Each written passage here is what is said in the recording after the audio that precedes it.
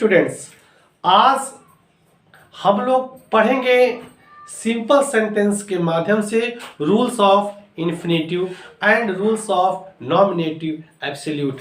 किस प्रकार से हम नॉमिनेटिव एब्सोल्यूट और इन्फिनेटिव के माध्यम से दो या दो से अधिक सिंपल सेंटेंसों को जोड़ करके एक सिंपल सेंटेंस में कन्वर्ट करते हैं। आज उसकी विधिवत व्याख्या एकदम सरल तरीके से मैं आप तक पहुंचा रहा हूं। इसके पहले कि हम लोग आज की पढ़ाई शुरू करें, यदि आप पहली बार मेरा वीडियो देख रहे हो तो सबसे पहले चैनल को सब्सक्राइब कर दीजिए और बेल आइकन बजा दीजिए।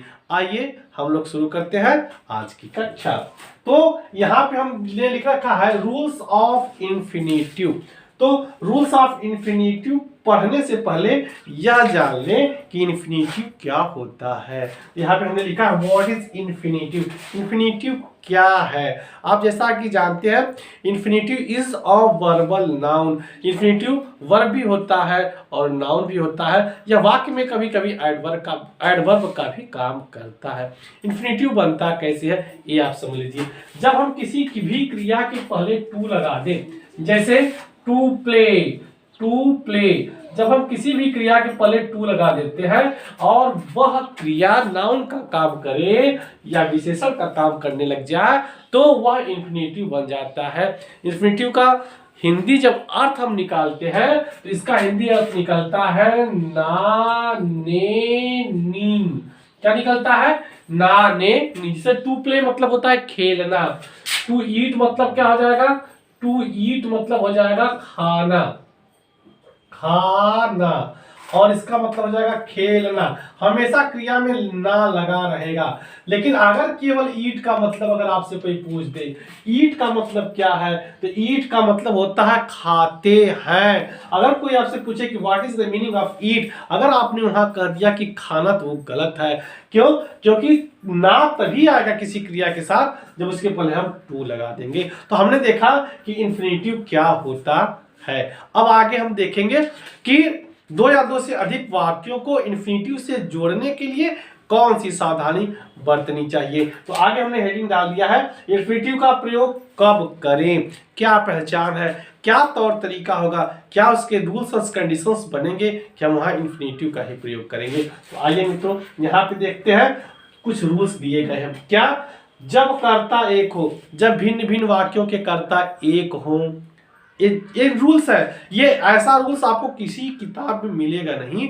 इस नोट्स को आप अच्छे से बना लीजिएगा। मैं हट जाता हूँ, स्क्रीनशॉट ले लीजिएगा उसका, है ना, क्योंकि इसको मैंने अपने तरीके से लिखा है और आपको बता रहा हूं। क्या? इन्फिनेटिव के प्रयोग के लिए जो पहचान है, क्या? जब भिन्न भिन्न वाक्यों के कर्ता एक हो। नंबर 2, क्रियाएं कैसी हो? क्रियाएं अलग अलग हो। आप कहेंगे सर ऐसा तो पार्टिसिपल में भी होता था। बिल्कुल होता था, लेकिन तीसरा पार्टिसिपल में भी तीसरा हमेशा अंतर करता है। तीसरी चीज यहां देख लेंगे, जब दोनों क्रियाओं में रीजन और रिजल्ट हो। वहां क्या था? समय अंतराल की बात चल रही थी। किसमें? पार्टिसिपल में। पार्टिसिपल में समय अंतराल की बात चलती है, लेकिन इन्फिनेटिव में जब आप पाएंगे कर्ता एक होगा, क्रिया अलग अलग होनी चाहिए, लेकिन दोनों क्रियाओं के बीच में रीजन और रिजल्ट का मतलब होना चाहिए। अब अगला स्टेप आएंगे कि अगर इतना ये सारी चीजें मिल जाए, हमको कर्ता एक मिल जाए, क्रिया अलग मिल जाए और दोनों क्रियाओं में रीजन और रिजल्ट भी मिल जाए, तो उनका हम प्रयोग कैसे करें, यह प्रश्न आता है। तो उसके प्रयोग की विधि मैं आपको बता रहा हूं। प्रयोग कैसे करें? तो प्रयोग कैसे करने के लिए उन्होंने बताया है, जो क्रिया रिजल्ट दिखा रही हो उसे हम इन्फिनेटिव में बदल देते हैं। क्योंकि मैंने कहा ना, दो क्रियाएं हैं, एक रीजन दिखाएगी और एक रिजल्ट दिखाएगी। तो जो क्रिया रिजल्ट दिखा रही है उसको आप इन्फिनेटिव में चेंज कर देंगे, आपका रूल्स पूरा हो जाएगा। और इन्फिनेटिव में कैसे बदलना है उसके लिए मैंने आपको यहाँ बता दिया है। उस क्रिया के पहले आप क्या लगा देंगे? टू लगा देंगे, वह क्रिया इन्फिनेटिव में बन जाएगी और उसको हम जोड़ लेंगे। कैसे जोड़ेंगे? आइए कुछ एग्जांपल्स देखते हैं तो हमारा सारा डाउट्स क्लियर हो जाएगा। यहाँ पर हमने एग्जांपल लिया है, ही वांट्स टू स्टडी देखिएगा, he has gone to Varanasi, शर्त के मुताबिक। आइए हम लोग देखते हैं, पहले इन वाक्यों के कर्ता को हम चेक आउट करते हैं। यहाँ पे ही है और यहाँ पे भी ही है, अर्थात कर्ता दोनों सेंटेंसों का एक है। क्रिया को चेक कर लो आप, यहाँ क्रिया वांट्स है और यहाँ क्रिया है हैज गॉन, क्रिया भी अलग अलग है। कौन रीजन दिखा रहा है, कौन कारण दिखा रहा है, इस पे देख लो। ही वॉन्ट्स टू स्टडी, वह पढ़ना चाहता है।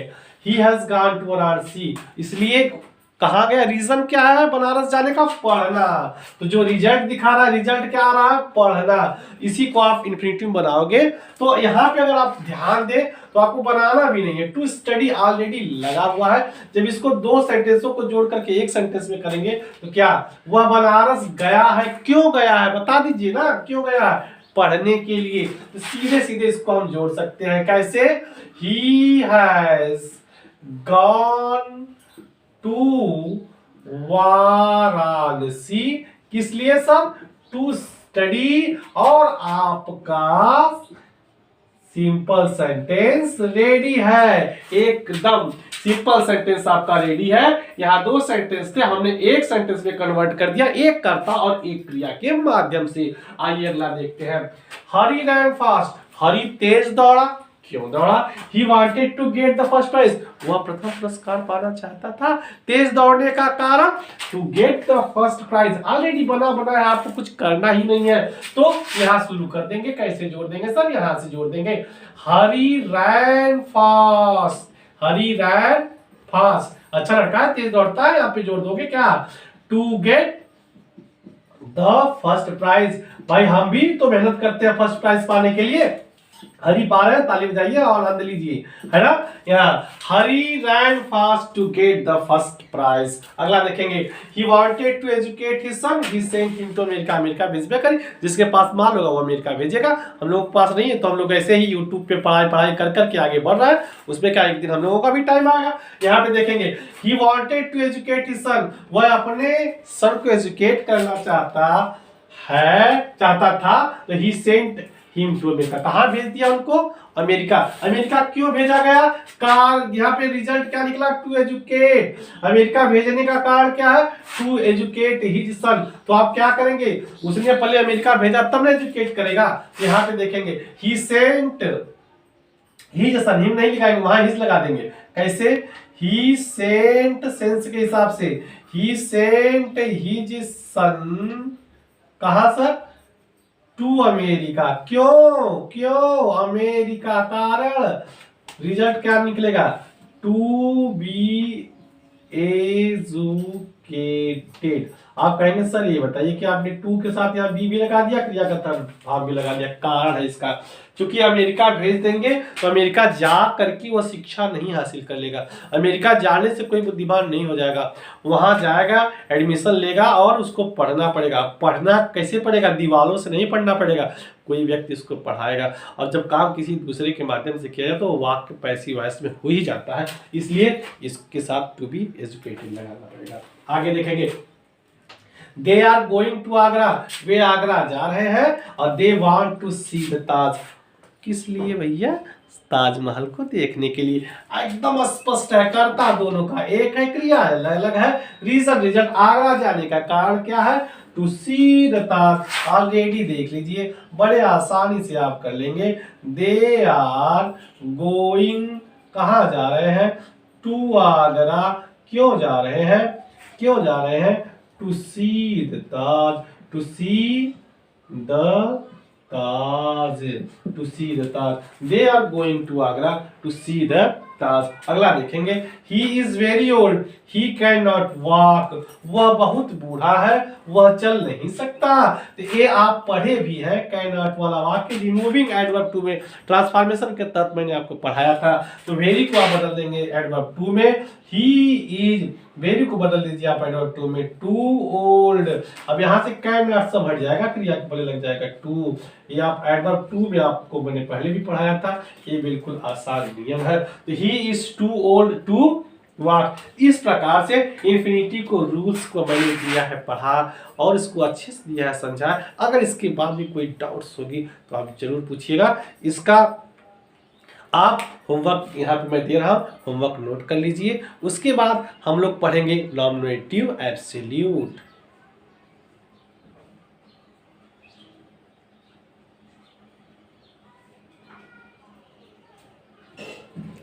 आइए अब शुरू करते हैं हम लोग nominative absolute.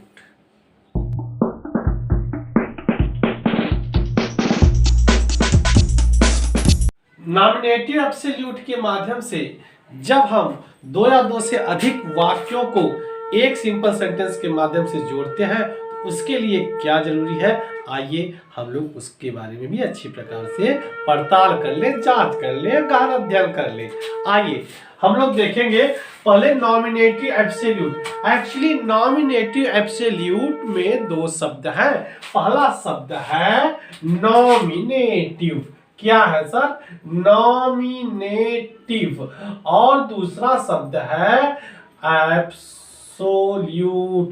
Actually nominative absolute से दो या दो से अधिक सेंटेंसों को जोड़ने से पहले अगर हम इन पे फोकस करें, अगर हम इनको अच्छी प्रकार से समझ लें कि ये क्या होते हैं तो ज्यादा अच्छा होगा, है ना। नॉमिनेटिव माने होता है कर्ता कारक। अगर हिंदी में इनको समझ लें, क्या होता है, कर्ता कारक। और एब्सोल्यूट माने होता है स्वतंत्र, अर्थात की फ्री, अर्थात की फ्री। तो इसमें आप समझ लेंगे कि नॉमिनेटिव का मतलब होता है कर्ता कारक, यहाँ चाहे नाउन रहेगा चाहे प्रोनाउन रहेगा, और एब्सोल्यूट का मतलब होता है स्वतंत्र करना, अर्थात फ्री करना। तो यह कहाँ संकेत कर रहा है, यह संकेत यह इस तरफ कर रहा है कि जो दो वाक्यों में दो अलग अलग कर्ता है उसमें एक कर्ता को किसी न किसी नियम के माध्यम से हम स्वतंत्र कर देंगे, अर्थात फ्री कर देंगे। उसका वाक्य के अर्थ पर कोई प्रभाव नहीं पड़ेगा, इस नियम में यही बताता है, इसलिए इसी का नाम नॉमिनेटिव एब्सोल्यूट है। यह कर्ता कारक को, एक कर्ता कारक को स्वतंत्र कर देता है, वाक्य के अर्थ पर उसका कोई प्रभाव नहीं पड़ता। आइए अब हम देखेंगे कि नॉमिनेटिव एब्सोल्यूट का प्रयोग कब करें, क्या ऐसी शर्त है, क्या ऐसे टर्म्स एंड कंडीशंस है जहां हम नॉमिनेटिव एब्सोल्यूट का प्रयोग करेंगे। क्योंकि आपको मैंने पहले भी बताया था, अब ये तीसरी वीडियो है मेरी किसकी, सिंथेसिस पे। इसके पहले मैंने 2 वीडियो बना रखा है, जाकर के आप बड़े आराम से उसको देख सकते हैं, है ना। तो आइए नॉमिनेटिव एब्सोल्यूट का प्रयोग कब करें इसके बारे में हम देख लेते हैं। यहाँ पे दिया गया है कि जब कर्ता अलग अलग हो, पहली बार पूरे प्रकरण में, अभी तक सिंथेसिस के पहले प्रकरण में कर्ता अलग अलग की बात मैंने किया है ना। कहा जब कर्ता अलग अलग हो, नॉमिनेटिव एब्सोल्यूट का प्रयोग करने के लिए पहचान है कि जब भिन्न भिन्न वाक्यों के कर्ता कैसे हो, अलग अलग हो। फिर कहा क्रिया अलग अलग, क्रिया भी अलग अलग होनी चाहिए, कर्ता भी अलग अलग होना चाहिए। तीसरा पॉइंट महत्वपूर्ण है, क्या है, क्या है तीसरा पॉइंट, दोनों क्रियाओं में रीजन और रिजल्ट का संबंध हो। आप कहेंगे सर अभी आप इन्फिनिटिव पढ़ा रहे थे तो उसमें भी आपने यही बताया था कि जब दोनों क्रियाओं में रीजन और रिजल्ट का संबंध हो। बिल्कुल सही पकड़ा आपने, मैंने इन्फिनिटिव के प्रयोग में भी यही बताया था। बट इन्फिनिटिव के प्रयोग में मैंने बताया था जब भिन्न भिन्न वाक्यों के कर्ता एक हो, यहाँ पे क्या है, कर्ता अलग अलग हो, तो रीजन रिजल्ट से कोई फर्क नहीं पड़ता।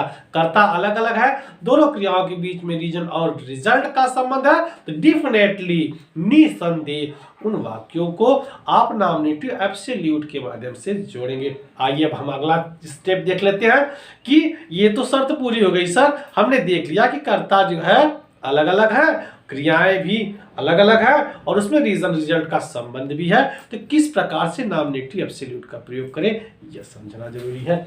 आइए हम लोग देख लेते हैं कि नॉमिनेटिव एब्सोल्यूट का प्रयोग कैसे करें। इसमें आपको बताया गया जो सेंटेंस, 2 सेंटेंस होंगे, 2 से अधिक भी हो सकते हैं, जो सेंटेंस रीजन दिखा रही हो या जिस सेंटेंस में रीजन दिखाया गया हो उसके कर्ता को निम्न प्रकार आप फ्री करते हैं। चूंकि ये एब्सोल्यूट है, इसमें एक कर्ता को आपको फ्री करना है, वही नियम के तहत कैसे फ्री करेंगे बता रहा है।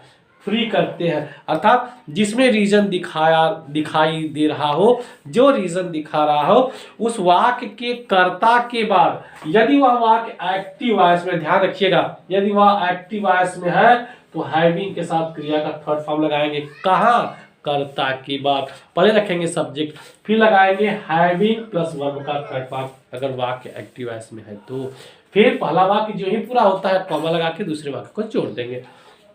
फिर कहा अगर पैसिव वॉइस में हमारा वाक्य है तो हैविंग के साथ बी लगाएंगे, क्रिया का थर्ड फॉर्म लगाएंगे। अगर ये दोनों में नहीं है, अगर is am are was were main verb के रूप में प्रयुक्त हुए हो, मुख्य क्रिया के रूप में प्रयुक्त हुए हो, तो आप क्या करोगे, तब आप is am are was were के जगह बीइंग का प्रयोग कर देंगे और पहले वाक्य के बाद कॉमा लगा करके दूसरे वाक्य को जोड़ लेंगे।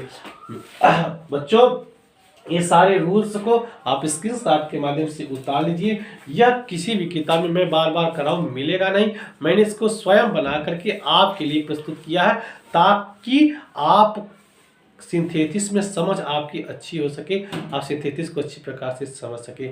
आइए कुछ एग्जांपल्स के माध्यम से नॉमिनेटिव एब्सोल्यूट की परेशानी को सदा के लिए दूर करते हैं। आइए स्टार्ट। यहाँ पे देखेंगे पहला एग्जांपल हमने लिया है the sun rose the fog disappeared. पहचान ध्यान दीजिएगा, क्या पहचान है, यहाँ पे कर्ता हमारा है द सन और यहाँ पे हमारा कर्ता है द फॉग। कर्ता अलग अलग हो गए, चलिए शर्त पूरी हो गई।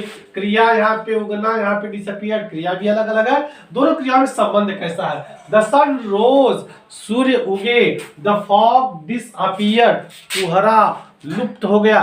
क्यों लुप्त हो गया, क्योंकि सूर्य उगे है। रीजन रिजल्ट है ना, बिल्कुल। तो जो क्रिया रीजन दिखा रही है सूर्य का उगने के कारण ही कोहरा, तो कारण दिखाना है, कोहरा के लुप्त होने का जो कारण है वो सूर्य का उगना है। तो यही वाक्य जो है रीजन दिखा रहा है। इसके कर्ता के बाद हम हैविंग के साथ वर्ब का थर्ड फॉर्म रखेंगे क्योंकि ये एक्टिव वॉइस में है। कैसे लगाएंगे चलिए देखते हैं। यहाँ लिखेंगे द सन, कर्ता हमने रख लिया है, वाक्य एक्टिव वॉइस में है तो लगाएंगे हैविंग, राइज का थर्ड फॉर्म हो जाएगा राइजेन। ये नॉमिनेटिव एब्सोल्यूट का प्रयोग हमने कर दिया अर्थात इसको फ्री कर दिया। द सन हैविंग राइजन, यहाँ पे लगाएंगे कॉमा और आगे वाले वाक्य को उसी प्रकार से जोड़ देंगे। The fog disappeared, the fog disappeared, ये हो गया है ना। इसमें कोई दिक्कत हुआ आपको नहीं। अगला वाक्य देखेंगे the teacher entered the class, अध्यापक कक्षा में प्रवेश किए, द बॉयज स्टूड अप, लड़के खड़े हो गए, लड़के खड़े हो गए। एक सेकेंड,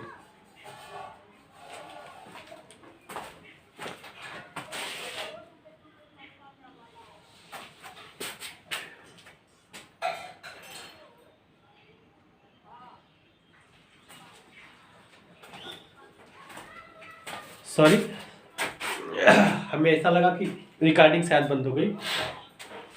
तो यहां पे देखेंगे the teacher entered the class, the boys stood up, है ना। तो यहाँ पे आप देखेंगे कि हमारा कर्ता क्या है, द टीचर है और यहाँ पे हमारा कर्ता क्या है, द बॉयज है। तो इन दोनों कर्ता दोनों अलग अलग हो गए, क्रिया भी अलग अलग है, लेकिन दोनों क्रियाओं में रीजन और रिजल्ट का संबंध होगा। The teacher entered the class, अध्यापक कक्षा में प्रवेश किए, लड़के क्या हो गए, खड़े हो गए। क्यों खड़े हो गए, अध्यापक के आने के कारण ही दिखा रहे हैं। इनके कर्ता के बाद हम लगा देंगे क्या, वाक्य हमारा एक्टिव वॉइस में है, द टीचर हैविंग लगा देंगे, यहां लगा देंगे इंटर्ड, यहां लगा देंगे द क्लास, यहां पे लगाएंगे कॉमा, आगे वाले वाक्य को द बॉयज स्टूड अप इसी प्रकार से रख लेंगे, काम बन गया। The captain was killed, the army fled, कर्ता अलग अलग है, कप्तान मारा गया था, आर्मी भाग गई। क्यों भागी, कप्तान मार दिया गया था। यहाँ पे देखेंगे वॉज किल्ड, अगर is am are was were के साथ क्रिया थर्ड फॉर्म में जाती है तो वो पैसिव वॉइस में हो जाएगा। इसलिए अब यहाँ पे हम क्या करेंगे, कर्ता के बाद अगर वाक्य पैसिव वॉइस में है तो आपको क्या करना है, हैविंग के साथ हैविंग बीन, और कुछ नहीं करना है सर, हैविंग बीन है ना। The captain having been killed, मार दिए गए, या इनको कॉम लगा, यहाँ पे लगाएंगे कामा, द आर्मी, जहां कप्तान मरते हैं है ना, तो कहां सेना रुकती है, हद जाती है। आगे देखेंगे the work was done we went back home. यहाँ पे करता द वर्क है, यहाँ पे वी है, करता अलग अलग है। और क्रिया में देखेंगे वॉज डन, काम समाप्त हो चुका था, है ना, या समाप्त हो गया था, इसलिए हम लोग घर वापस गए। क्यों गए? क्योंकि काम समाप्त हो गया। ये देखेंगे वॉज डन क्रिया का थर्ड फॉर्म है, ये भी पैसिव वॉइस में है, तो यहां हो जाएगा the work having been done, the having been done, comma we went back to home. The work having been done, we went back to home. आगे देखेंगे the sky is cloudy, it may rain today. अब क्या कर रहा है भैया? the sky is cloudy, it may rain today. तो यहाँ पे देखेंगे मुख्य क्रिया के रूप में is लगा है, तो is लगा है तो इसके लिए क्या लगा देते हैं? being. the sky being cloudy, it may be rain today. इस प्रकार से जो भी रूल्स था नॉमिनेटिव एब्सोल्यूट का मैंने पढ़ा दिया। आज हमने दोनों रूल्स को, इन्फिनेटिव के रूल्स को और नॉमिनेटिव एब्सोल्यूट के रूल्स को अच्छी प्रकार से देखा है, समझा है और जाना है। अगर इसके बाद भी अगर आपको कोई परेशानी हो रही हो तो निसंदेह आप कमेंट बॉक्स में लिख भेजिएगा, उसका सलूशन मेरे द्वारा आपको पहुंचा दिया जाएगा। और आप बच्चों से रिक्वेस्ट है कि इस वीडियो को ज़्यादा से ज़्यादा बच्चों के पास शेयर करें ताकि उनका भी बेनिफिट हो सके। बोर्ड एग्जाम सर पे है और सिंथेसिस का इससे बेटर क्लास आपको नहीं मिलने वाला। बच्चों कोई भी वीडियो आप जाकर के देख लीजिएगा, इतना स्पष्ट आपको कहीं भी एक्सप्लेनेशन मिलने वाला नहीं है। आइए लगे हाथ इस पे नॉमिनेटिव एब्सोल्यूट पे भी जो एक्सरसाइजेस है, आइए उसका भी हम लोग एक एक्सरसाइज ले लेते हैं यहाँ से। एक्सरसाइज अगर आपकी हो गई तो अब इस वीडियो को आप लोग ज्यादा से ज्यादा शेयर, लाइक, कमेंट करिएगा। नमस्कार।